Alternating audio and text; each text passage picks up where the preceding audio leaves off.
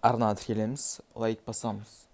Біздің әпке 135-ші, 136-ші бөлім. Көңілім жадырап қалды. Қайта сағынды, рахмет. Фелис, бір мәселе бар еді. Жүр, басқа жерге барып сөйлесіп қайтайық. Бұл жерде болмайды. Тоқтай тұр, не болып қалды?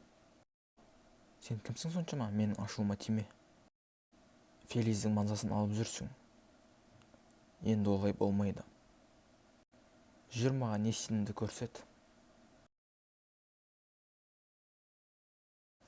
Сәлім екеуміз біргеміз, соны біліп жүр. Фелис, сен ол жігітті сүймейсің. Бұлай істеудің не қажеті бар? Мен қажыдым, Барыш.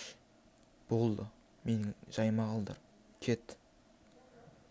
Біздің әпке 135-ші, 136-ші бөлімнің соңы. Аударған Нұр Продакшн.